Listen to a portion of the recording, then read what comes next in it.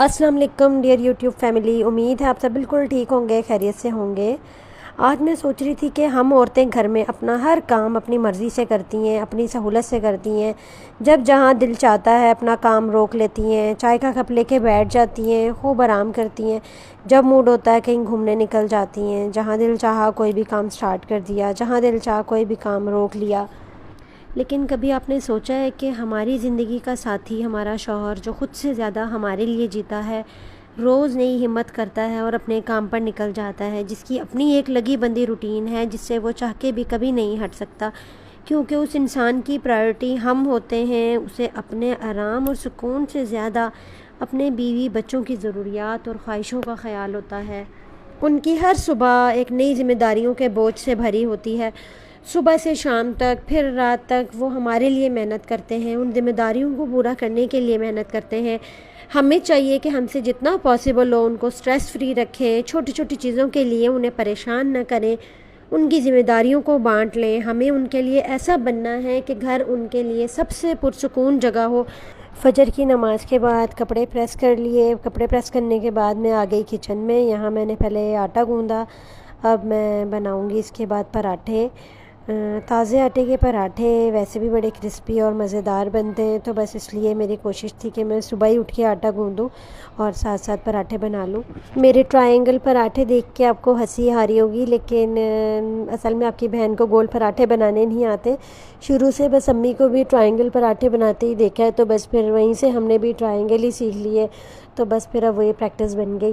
गोल बनाने की कोशिश भी की, लेकिन वो कामयाब नहीं हुई, तो बस अब मुझे ट्रायंगल पराठे ही सही से जल्दी से सहूलत से बन जाते, तो बस अब मैंने वैसे ही बनाने शुरू कर दिए। साथ साथ मैंने जौ का दलिया भी बना दिया था हस्बैंड के लिए।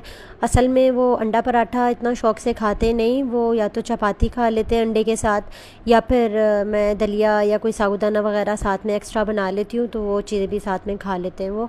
तो इस तरह से उनका दिन दोपहर तक अच्छा गुजर जाता है।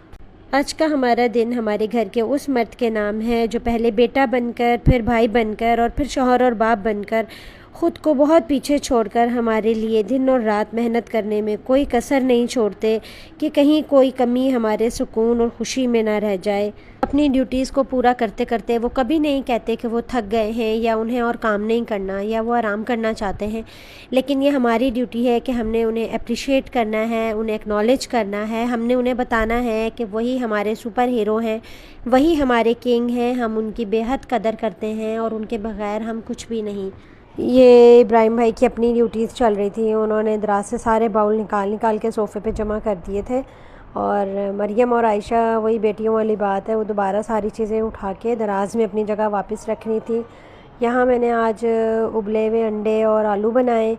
ये सब बच्चे शौक़ से खा भी लेते हैं और जल्दी भी बन जाते हैं, ज़्यादा मेहनत भी नहीं करनी पड़ती, तो बस बच्चों को यही बना कर दिया आज। ये आयशा के कुल्फ़ी खाने को ज़रा इग्नोर कीजिएगा, क्योंकि बहुत मजबूरी में फिर मुझे इसे कुल्फ़ी खाने की इजाज़त देना पड़ी जब ये नहीं मानी तो, क्योंकि बच्चों के आगे हम अक्सर बिल्कुल बेबस हो जाते हैं।